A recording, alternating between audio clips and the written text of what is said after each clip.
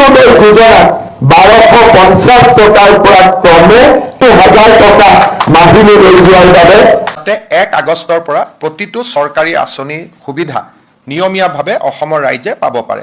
ৰাজ্যৰ 40 লাখ মহিলাক লাখপতি বাইদেউ হোৱাৰ সুযোগ দিয়াৰ বাবে আমি 25,000 টকাকৈ এককালীন অনুদান আগবঢ়াম।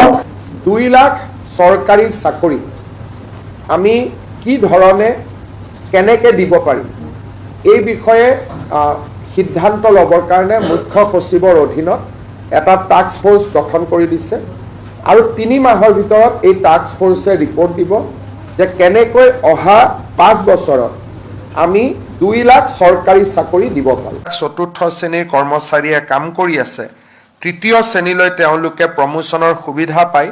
ৰুলখন নোহোৱাৰ কাৰণে সুবিধা পোৱা নাছিল। আজি আমি তাৰো ৰুলখন বনাই দিছোঁ যাতে চতুৰ্থ শ্ৰেণীত কাম কৰি থকা কৰ্মচাৰীসকলে তৃতীয় শ্ৰেণীলৈ পদোন্নতি হোৱাৰ সুবিধা পায়। আজি আপোনালোকে কেবিনেটত দেখিছে যে আমি 2টা প্ৰমিছ 2 লাখ চৰকাৰী চাকৰি UCC আমি অলৰেডি কাম আৰম্ভ কৰিলোঁৱেই। গতিকে ৰাইজক দিয়া প্ৰতিশ্ৰুতিখিনি আমি আখৰে আখৰে পালন কৰিম। আমাৰ কেবিনেটে 2 লাখ চৰকাৰী চাকৰি আমি কি ধৰণে কেনেকৈ দিব পাৰিম এই বিষয়ে সিদ্ধান্ত ল'বৰ কাৰণে মুখ্য সচিবৰ অধীনত এটা টাস্ক ফ'ৰ্চ গঠন কৰি দিছে আৰু 3 মাহৰ ভিতৰত এই টাস্ক ফ'ৰ্চে ৰিপৰ্ট দিব যে কেনেকৈ অহা 5 বছৰত আমি 2 লাখ চৰকাৰী চাকৰি দিব পাৰোঁ। অৰ্থাৎ মুখ্য সচিব ডাঙৰীয়াই প্ৰতিটো বিভাগৰ লগত কথা পাতি চৰকাৰী বা চৰকাৰৰ দ্বাৰা নিয়ন্ত্ৰিত বিভিন্ন কৰ্পৰেশ্যন আমাৰ বিশ্ববিদ্যালয় 6 শিডিউলৰ কাউন্সিল এই গোটেইবিলাকত মিলি অহা 5 বছৰত আমি কেনেকৈ 2 লাখ যুৱক যুৱতীক চৰকাৰী চাকৰি দিব পাৰোঁ তাৰ বিষয়ে প্ৰতিবেদন এখন দিবৰ কাৰণে মুখ্য সচিব ডাঙৰীয়াৰ অধীনত এটা টাস্ক ফ'ৰ্চ গঠন কৰি দিছে যাতে আমি আমাৰ যিটো অসমৰ যুৱক যুৱতীসকলকে যি প্ৰতিশ্ৰুতি আছিল তাক যাতে আমি ৰাখিব পাৰোঁ বা তাক যাতে আমি পালন কৰিব পাৰোঁ। আজি আমাৰ কেবিনেটে ডক্টৰ ভূপেন হাজৰিকাৰ জন্ম জয়ন্তী সমাৰোহৰ সামৰণি অনুষ্ঠান অহা 8 ছেপ্টেম্বৰ তাৰিখে নতুন দিল্লীৰ ভাৰত মণ্ডপমত অনুষ্ঠিত কৰিবলৈ সিদ্ধান্ত গ্ৰহণ কৰিছে। অৰ্থাৎ আমাৰ যি বৰ্ষজোৰা ভূপেন হাজৰিকাৰ জন্ম জয়ন্তী আমি উদযাপন কৰি আছোঁ তাৰ সামৰণি অনুষ্ঠান 8 ছেপ্টেম্বৰ তাৰিখে নতুন দিল্লীৰ ভাৰত মণ্ডপমত অনুষ্ঠিত কৰিবৰ বাবে সিদ্ধান্ত গ্ৰহণ কৰিছে। আজি কেবিনেটে 32 কোটি টকা ব্যয় সাপেক্ষে ডক্টৰ ভূপেন হাজৰিকাৰ এটা সংগ্ৰহালয় নিৰ্মাণৰ বাবে অনুমোদন আগবঢ়াইছে। অৰ্থাৎ এতিয়া আমাৰ শংকৰদেৱ কলাক্ষেত্ৰত 32 কোটি টকা ব্যয়েৰে ডক্টৰ ভূপেন হাজৰিকাৰ সংগ্ৰহালয় এটা আমি স্থাপন কৰিম য'ত নেকি তেখেতৰ জীৱনৰ লগত জড়িত অমূল্য সম্পদৰাজিক আমি সংৰক্ষণ কৰিব পাৰোঁ।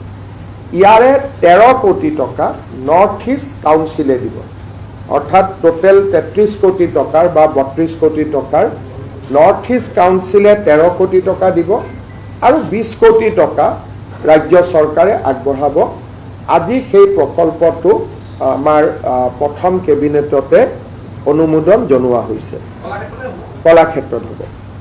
আজি ৰাজ্য চৰকাৰে অসমৰ মহা অধিবক্তা দেৱজিৎ শইকীয়াক আৰু 5 বছৰৰ কাৰণে অসম চৰকাৰৰ মহা অধিবক্তা হিচাপে নিয়োগ কৰিছে। প্ৰধানমন্ত্ৰী নৰেন্দ্ৰ মোদী ডাঙৰীয়াই যোৱা কেইটামান দিনত ভাৰতৰ বিদেশী মুদ্ৰা সংৰক্ষণৰ কাৰণে আৰু অপব্যয় নকৰিবৰ বাবে ৰাজ্য চৰকাৰ আৰু দেশৰ জনগণক পৰামৰ্শ দিছিল। প্ৰধানমন্ত্ৰী ডাঙৰীয়াৰ পৰামৰ্শক সৰুগত কৰি আজি ৰাজ্য চৰকাৰে কেইবাটাও সিদ্ধান্ত গ্ৰহণ কৰিছে, যিকেইটা সিদ্ধান্ত মই আপোনালোকক ক'ব খুজিছোঁ। অহা 6 মাহ অসম চৰকাৰে কোনো নতুন গাড়ী মটৰ ক্ৰয় নকৰে। অৰ্থাৎ নতুন মন্ত্ৰীসকলকো অহা 6 মাহলৈকে নতুন গাড়ী দিয়া নহ'ব। আমাৰ বৰ্তমান যি পুৰণা গাড়ী আছে আমি সেই গাড়ীৰেদি আমাৰ কাম চলাব লাগিব। দ্বিতীয়তে যিকেইটা আমি অনুমতি ইতিমধ্যে দিলোঁ কিন্তু অহা কালিৰ পৰা প্ৰযোজ্য হোৱাকৈ 6 মাহ কোনো চৰকাৰী বিষয়া নিজৰ খৰচতো বিদেশ ভ্ৰমণ নকৰিব।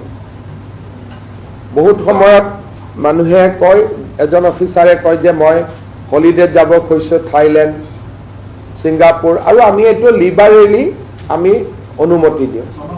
কিন্তু বৰ্তমান 6 মাহৰ কাৰণে এক্সেপ্ট মেডিকেল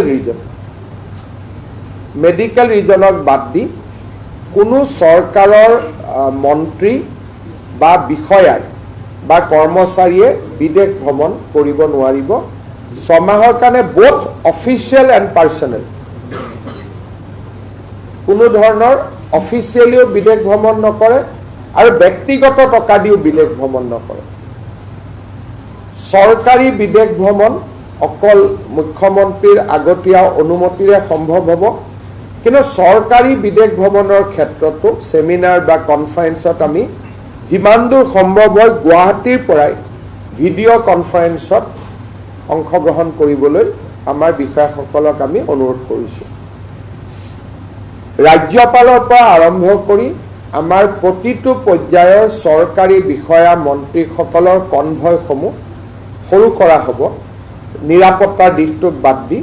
তাৰ এই গোটেই কনভয়খিনি আমি সংখ্যা হ্ৰাস কৰিবৰ কাৰণে আজি আমি সিদ্ধান্ত লৈছোঁ। মন্ত্ৰী হওক, অফিচাৰ হওক বা মুখ্যমন্ত্ৰী হওক, ৰাজ্যপাল হওক, সকলোৰে কনভয়বিলাক ডাউন চাইজ কৰা হ'ব at least for next 6 month.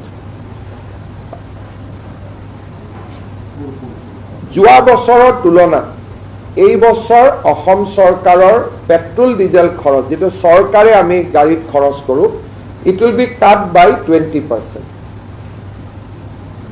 By reducing toll, আৰু 2-4খন গাড়ী বেছিকৈ খৰচ নকৰি আমি চৰকাৰে যিমান টকাৰ তেল কিনে যোৱা বছৰৰ তুলনাত এই বছৰ আমি 20% ডিজেল আৰু পেট্ৰলত আমি কম খৰচ কৰিম।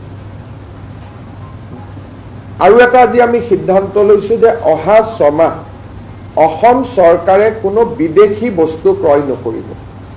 মোবাইলে হওক, কিবা আন যিকোনো আমাৰ বিভিন্ন সময়ত বিভিন্ন বস্তু আমি কিনি থাকোঁ, অহা 6 মাহ আমি কোনো ধৰণৰ বিদেশী বস্তু ক্ৰয় নকৰোঁ। চৰকাৰে, পাব্লিকে কৰিব পাৰে, চৰকাৰে আমি ক্ৰয় নকৰোঁ। যাত সিদ্ধান্ত হৈছে তাক মই এটা এটাকৈ আপোনালোকক ক'ব খুজিছোঁ।